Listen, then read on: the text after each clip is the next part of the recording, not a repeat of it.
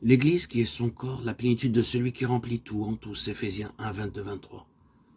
Dieu a conçu un plan éternel bien avant la fondation du monde. Dieu poursuit à travers ce plan un double but, que toute chose soit une manifestation de Christ, d'une part, et amener l'homme à l'image de Christ, d'autre part. En d'autres termes, donner à l'homme la vie et la gloire de Christ. Toutefois, pour accomplir ce plan, Dieu a dû résoudre deux problèmes, la révolte de Satan et la chute de l'homme.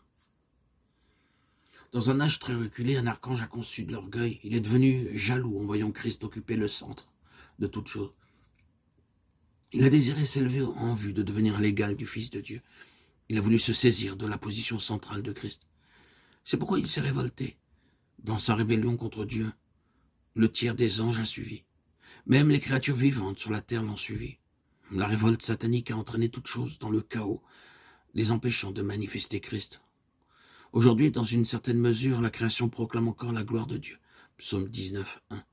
Mais elle ne peut certainement pas manifester Dieu conformément à sa pensée. Dieu a créé l'homme pour lui donner la vie et la gloire de Christ. Il a donné la domination sur toute chose en vue de tout ramener à Dieu.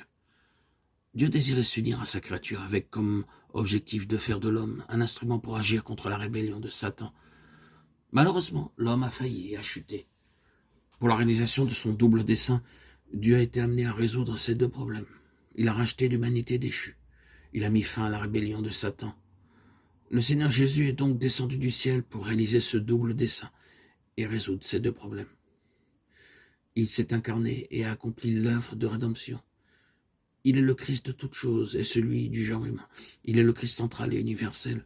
Universel parce qu'il n'est pas limité ni par le temps ni par l'espace. Central parce qu'il n'est pas seulement le Christ des Juifs et le Christ de l'Église. Il est aussi le Christ de toutes choses. Il est tout et en tous. La rédemption de Christ touche trois domaines. En tant qu'individu, il est notre substitut. Dans sa relation dans l'Église, il est notre représentant. À propos de la création, il est la tête. Christ est la tête, c'est pourquoi il englobe tout. Tout est réuni aussi dans sa mort. Lorsque la tête représentative mourut, tout ce qui était représenté par cette tête mourut.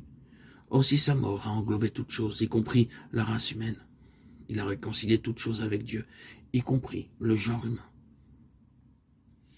Christ a résolu chaque problème à la croix.